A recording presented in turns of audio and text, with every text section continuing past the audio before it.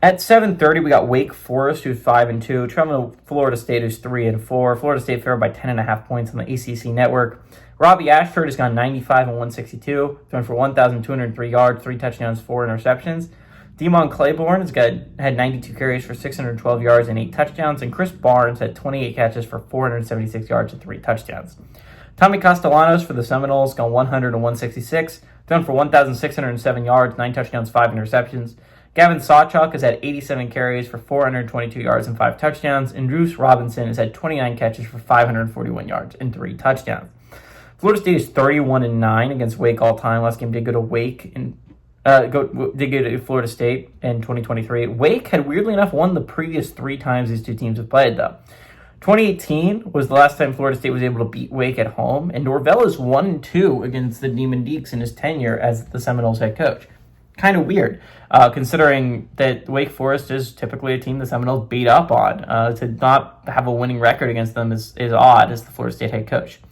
Wake's an interesting football team. They're probably dead last. They are dead last when it comes to at-large 2-loss team resumes. There are some 3-loss teams that have a better resume than them. For instance, Arizona State has a better resume than them right now. Wake got their biggest win of the season, right? Last week, they really didn't have any good wins up until that point.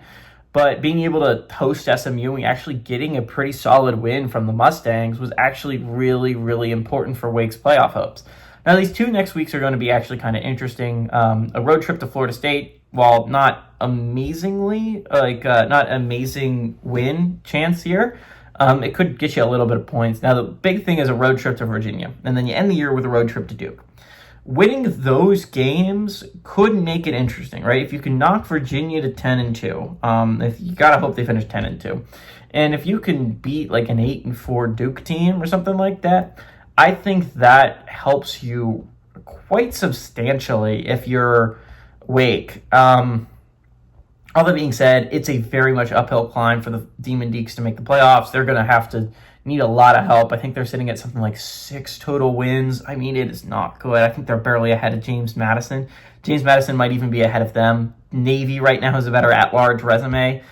It's not great if you're the Demon Deacs, where you sit when you're looking at teams that can make the college football playoffs.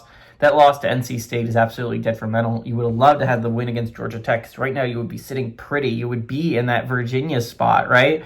But instead, losing that game in overtime was actually heart-wrenching for Wake, because honestly, you would be in a very good spot to make the college football playoffs if you had just won that game.